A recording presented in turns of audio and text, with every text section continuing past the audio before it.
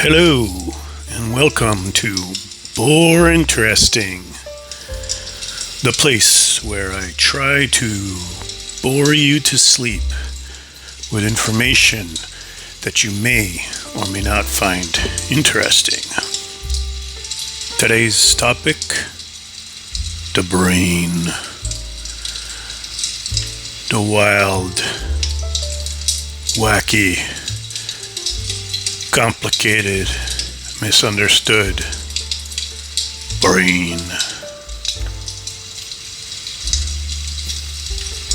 A world of electricity, illusion, memory, dreams.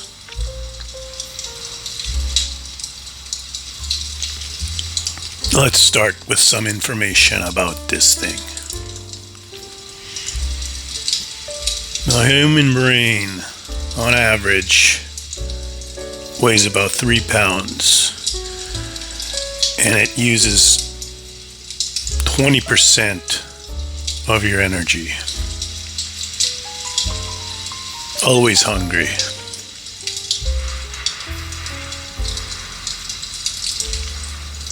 It also feels pain. And this is important because you can be operated on while you're awake. Terrifying.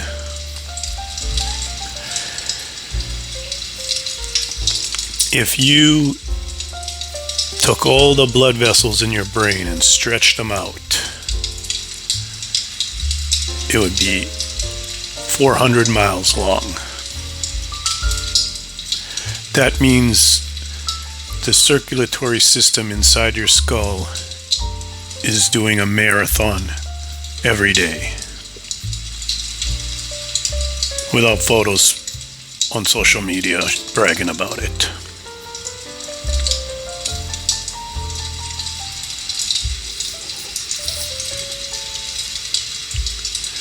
Imagine your brain as a crowded city with weirdly designed streets and alleyways and buildings and hills.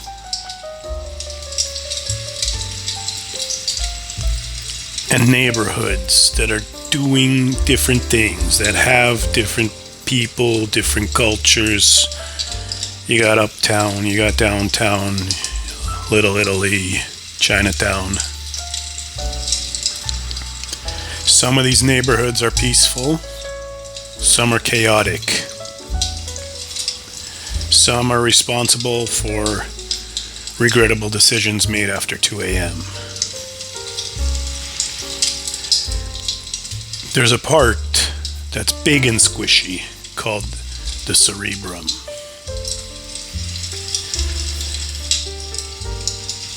This is the part everyone thinks of when they picture a brain, because it's the part that's divided into 2 hemispheres. And it's connected by a bundle of fibers called the corpus callosum.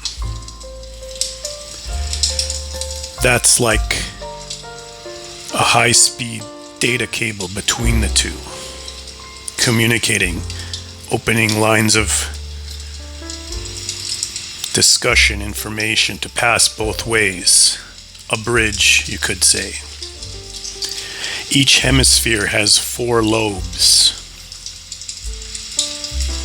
There's a frontal lobe, which is like the CEO of your whole intelligence. It's you that you understand the most on a daily basis. And this is right behind your forehead. It's the boss, the planner. It's the one that makes decisions, organizes things. It deals with problem solving, planning, moving. It's your personality. It does judgment. It's your impulse control. or your lack thereof. It doesn't mature in most people until about the age of 25, which says a lot, especially considering legal drinking age. The second lobe is the multitasker. It's called the parietal lobe, and it lives at the top of your head, keeping track of touch, temperature, spatial awareness, your sense of where your body is in space.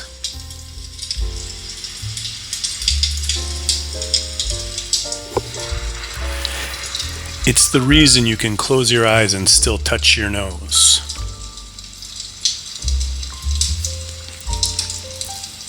That's the one your DUI officer may ask. The third lobe, the temporal lobe, is the keeper of your memories. It's located near your ears.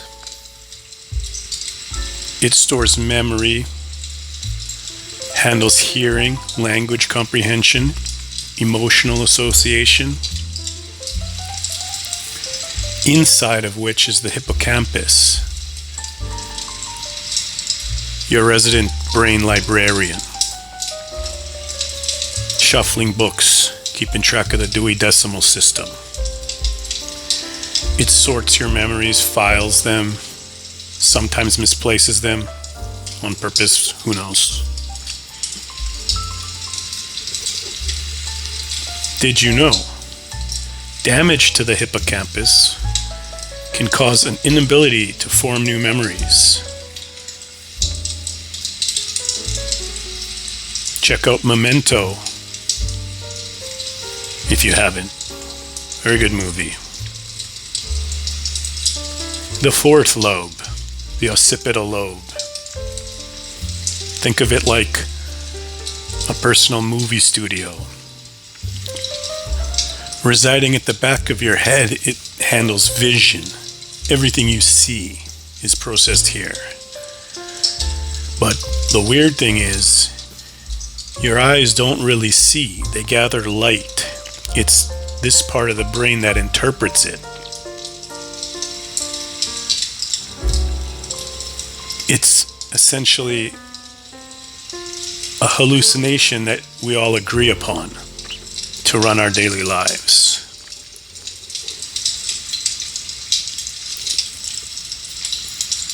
Our brains lie to us constantly, and we enthusiastically believe it every time. We're suckers.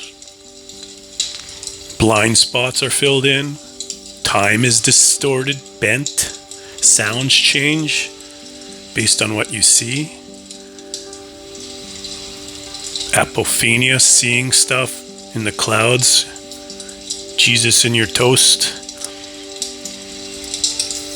Your brain is like an overconfident intern who guesses confidently and is wrong half the time.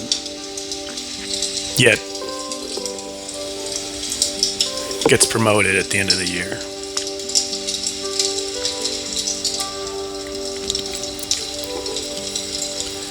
There's an emotional center called the limbic system.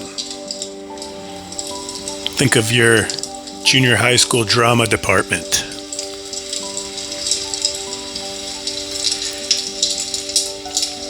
There's an amygdala here that is the red panic button. It's like two almond-shaped clusters, and it's responsible for fear, anger, emotional memories.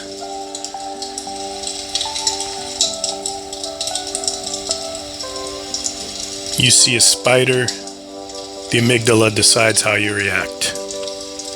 Scream,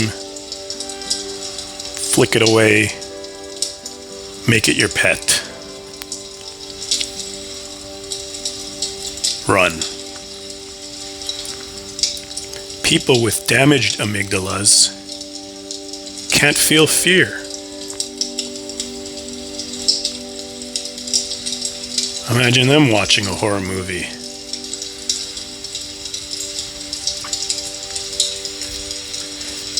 The hippocampus, the librarian, it also turns short-term memories into long-term ones. Like in the movie Inside Out, core memories getting selected, stored. Without the hippocampus, every movement and every moment would be brand new. And that may sound alignment with Buddhism, Zen would have you in that regard, but in essence that would be extremely inconvenient for our lives. So we need this organization and structure. We also have here the hypothalamus, who acts as a regulator. It's very small but very powerful. It's in charge of hunger, thirst, sleepiness, hormones, temperature. It's like your inner thermostat and snack manager. The night shift. Did you know?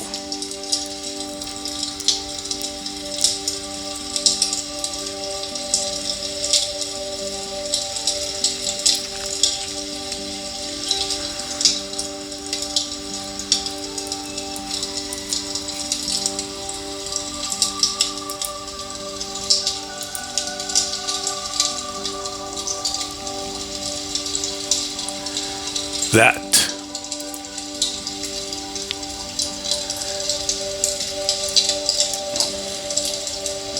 the basal ganglia is your habit factory. Basal ganglia. They are structures that help with movement and repetitive behaviors. This is where all your habits, good or bad, reside. It's the reason when you drive home and get there and you don't recall any of it, the basal ganglia were involved with this. Your thoughts were somewhere else, but the basal ganglia drove you home. Essentially, you were a passenger in the driver's seat. The original driverless car.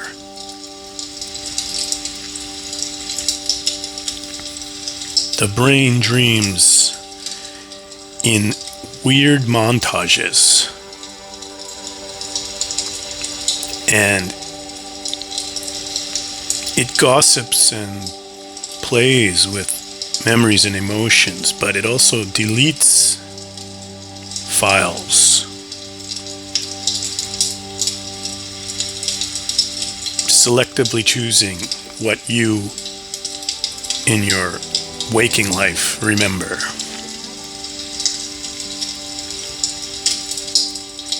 The cerebellum, aka the mini brain, at the back of your head, like a little wrinkly walnut, controls balance, coordination, fine movements, and timing.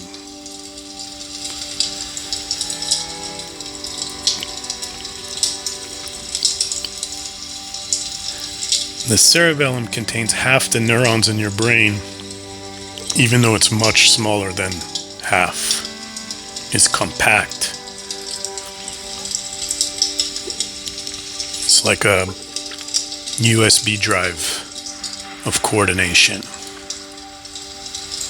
The brain stem is your survival hub, the oldest and most essential part of your brain. It's in charge of breathing, blood pressure, heart rate, swallowing, chooses your sleep cycles. If the cerebrum is a city, the brainstem is the power plant. No brainstem, no lights. There are three parts of the brainstem. The midbrain, which controls reflexes, movement, visual tracking, allowing you to follow a moving object even when multitasking. There's the pons, which handles sleep, facial expressions, dreams. That word pons literally means bridge. It's connecting the upper and lower brain regions. A neurological freeway exit. The third part of the brainstem, one I love to say out loud, the medulla oblongata. It controls breathing and heartbeat. Funnily enough, it also controls vomiting. Doesn't like food poisoning. When you first start to feel queasy after bad food, you can thank the medulla oblongata.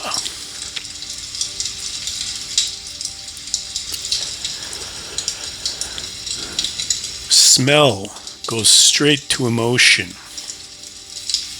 Hearing depends on your lips.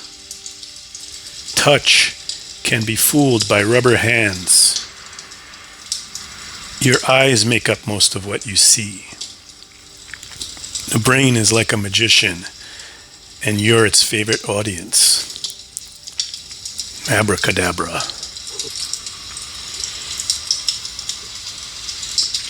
There are many strange and interesting brain disorders, such as face blindness, Alice in Wonderland syndrome, motion blindness, Capgras delusion, Cotard syndrome.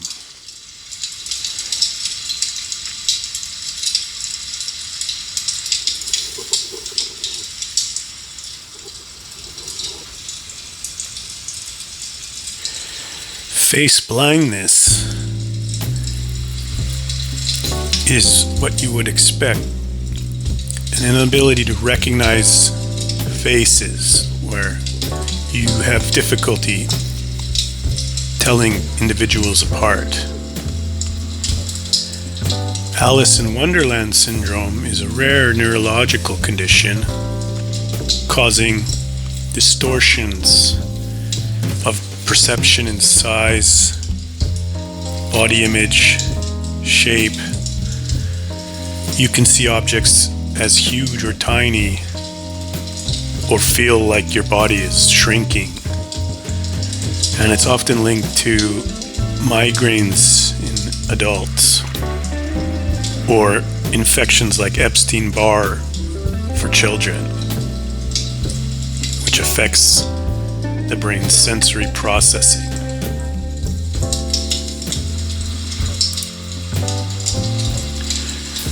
Motion blindness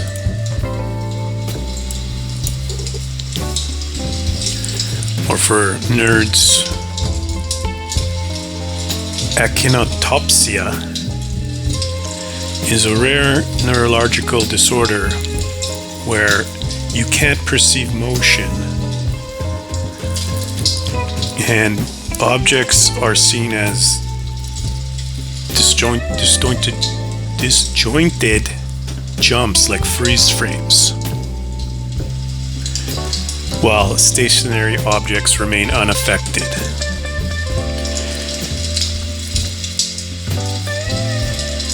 can come from strokes or brain metastasis.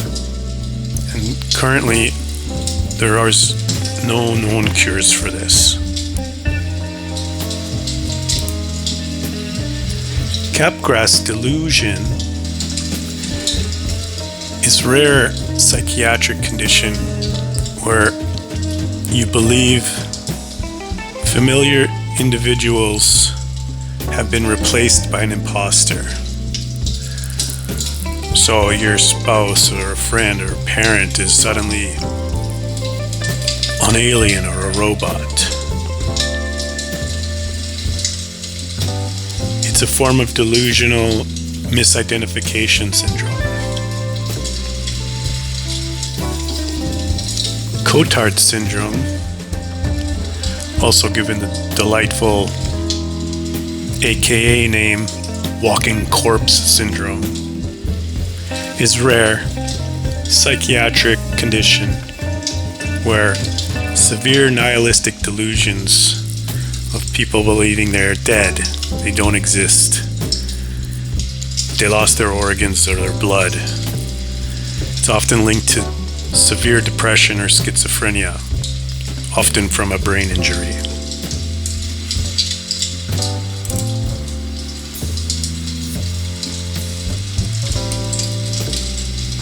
Did you know your brain shrinks at night? Your memories lie? Your neurons fire faster than race cars? Taxi drivers have bigger hippocampi.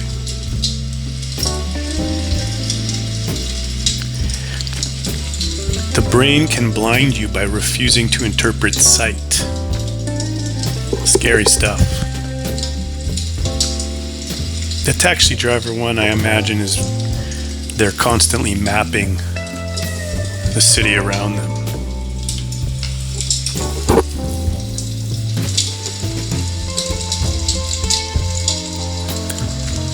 The thalamus is like an air traffic controller. Nearly all of our sensory information comes here first. The thalamus directs sight, sound, touch, taste, balance signals. It's like an internal switchboard operator who never sleeps. It's always working.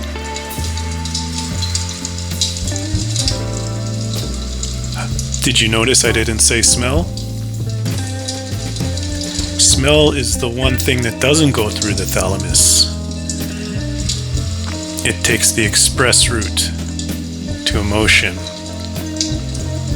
Amygdala. There's a part of the brain called the insula, and it's like an internal mirror. It's deep inside the brain folds.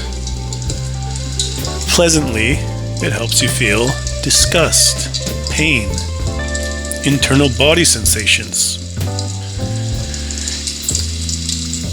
It's the reason you cringe when someone else stubs their toe.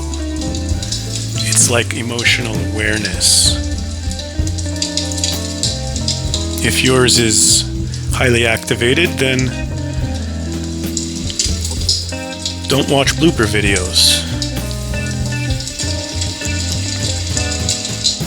The corpus callosum.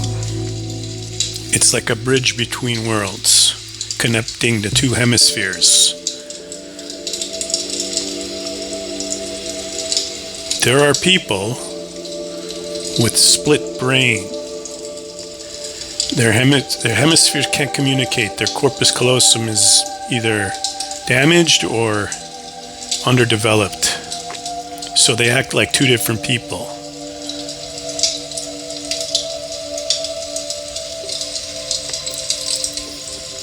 Can be very frustrating.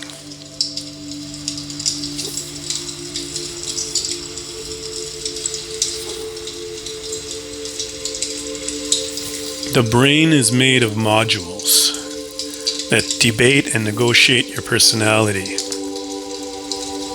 That's why we feel different from one day to the next in certain times of our lives, certain times of the year, certain seasonal differences throughout the year can affect these modules.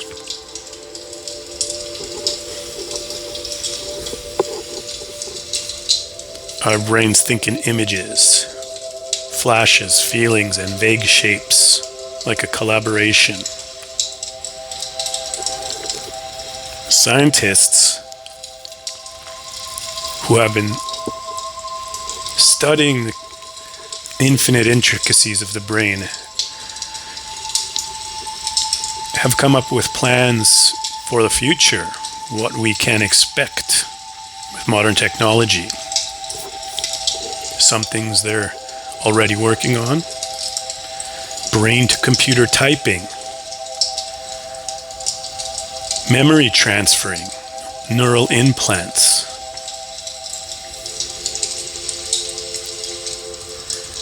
Science fiction.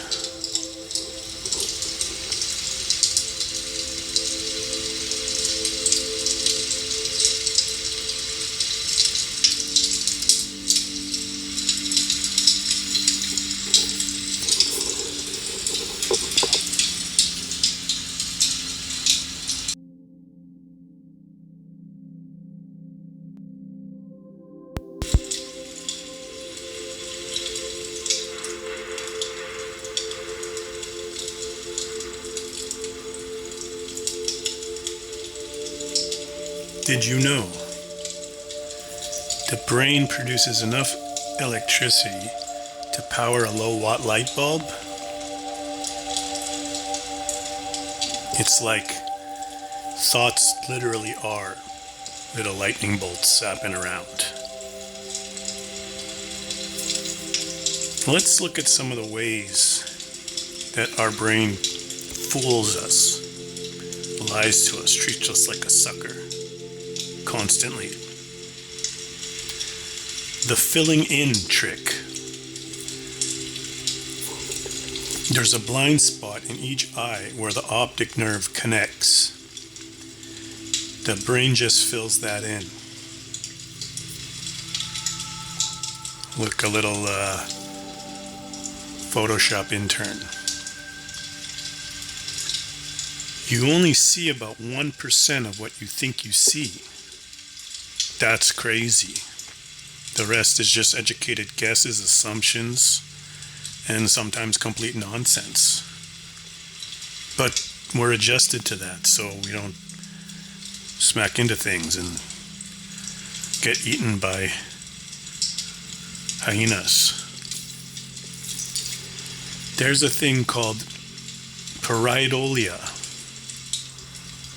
if I said it right. And it's the reason you see faces in things.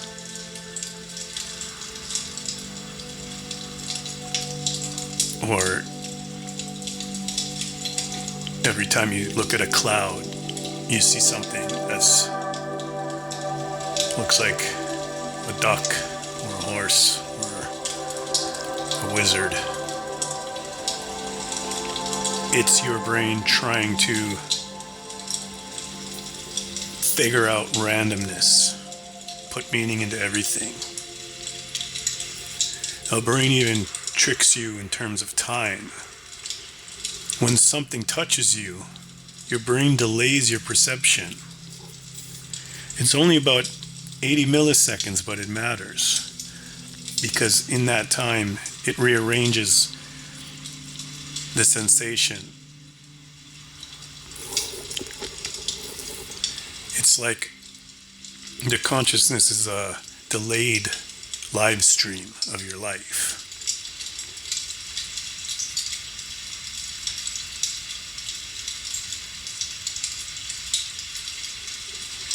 Gossip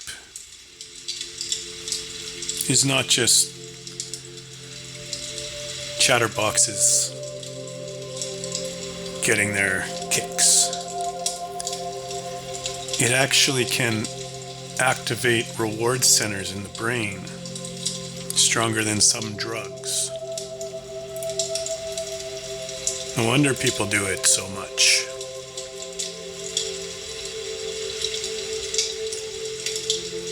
Did you know that our dreams are compressed? Like literally the resolution is reduced? Because dreams run at higher emotional resolution but lower logical resolution. That's part and parcel with the creative part of the brain turning on while the logical part takes a rest. You get this sort of nonsensical chaos. And as well, those dreams, the brain tends to delete them. And that deleting is called synaptic pruning. And it's the brain deleting old or unused information while you sleep.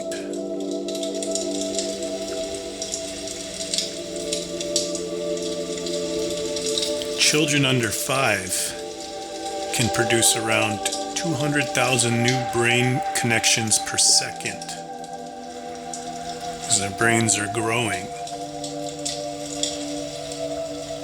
That's why they sleep so much. Some neuroscientists believe that there are neurons that fire only when you see or think about a specific person. They call it a grandmother cell.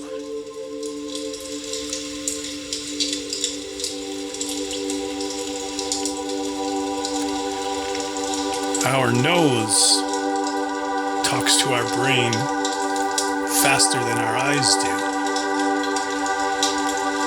as mentioned earlier, because smell is the only one that bypasses the thalamus of the senses. This is probably why smell is connected to so many old memories. Smelling a cookie can make you cry if it for some reason reminds you of something from 20 years ago. Grandma's cooking.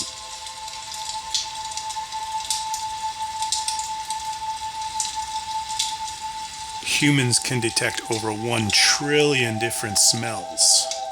I didn't even know there were that many smells to begin with. Our hearing can trick us. Our brains hear things that aren't there. There's something called the McGurk effect. You hear a sound differently depending on what you see someone's mouth doing. And the ears take order from our eyes. Very obedient. There's an illusion called the rubber hand illusion.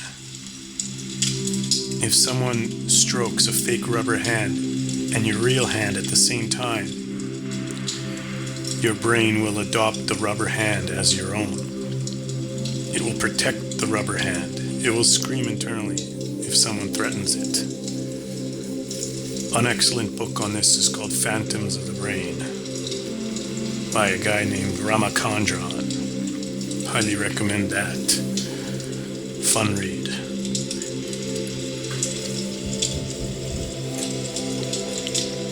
Here are some more interesting brain disorders.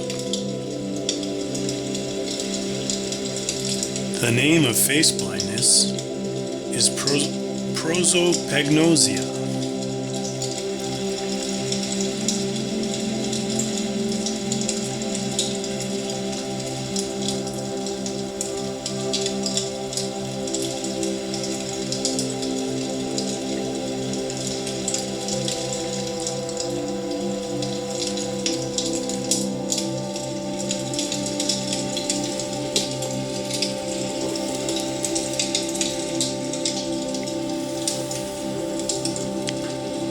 Clinical lycanthropy, which is truly believing you're an animal. Synesthesia, when when your senses cross over, like when you see music as colors or tasting words. Fragoli syndrome. Fragoli sounds like a pasta. Fragoli syndrome is believing different people are disguises of the same person.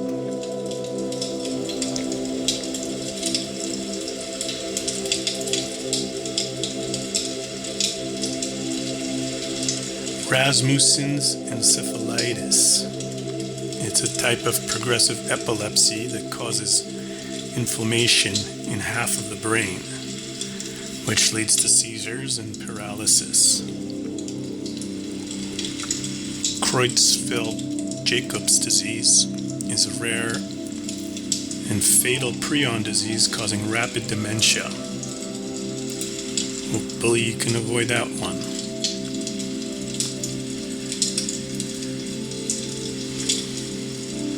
Did you know a nerve impulse can travel at 280 kilometers an hour?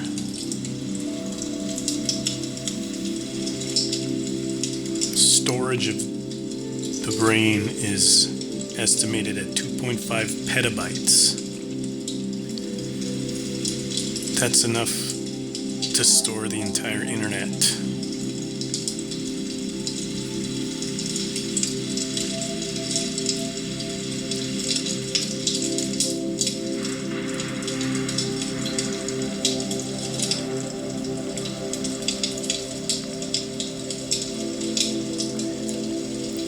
Every time we recall a memory, our brain rewrites it. So our memories essentially decay because they get more and more little errors added to them, which is a dangerous thought in criminal litigation. It's why siblings can remember childhood differently. Everyone thinks they're right, but nobody is.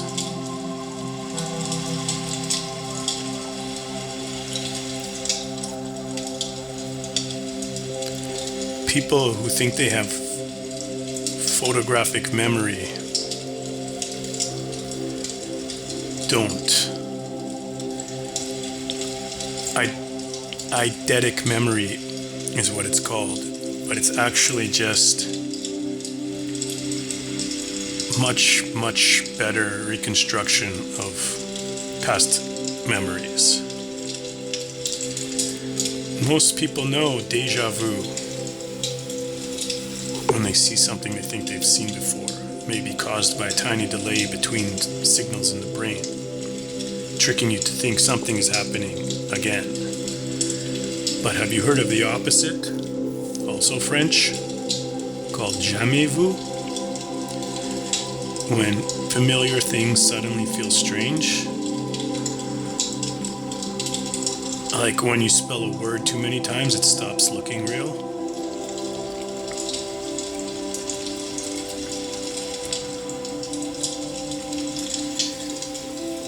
Clinical psychologists believe that there isn't really one self. There's just many modules of yourself. Arguing politely. Your emotional reactions start before you even become aware of it. Your conscious mind is always slightly late to the party. And this is something, if people focus on, can actually help them control their emotions if that's a problem for them. Because you aren't even really reacting to the initial stimulus. It's delayed. So think about what your brain is processing, and then you can actually almost distract yourself from it. It's like when a little kid falls down, they don't start crying right away. They look at you. And if you distract them, they'll forget that they were about to cry for attention, if it's assuming it wasn't a very painful fall, and they could even just forget it and move on. We can do that as adults to ourselves as well.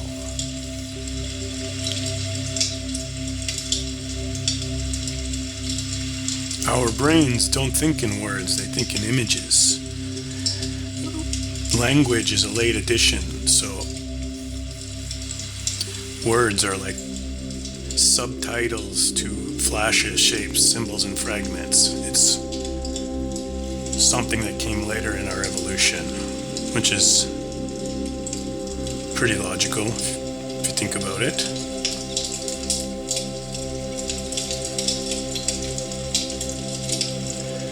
And did you know scientists have made mice's memories transferable? They think they can do that to humans eventually.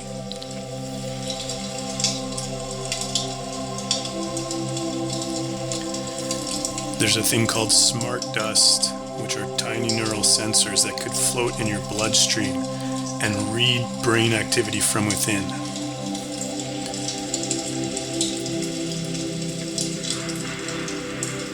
And with all that said,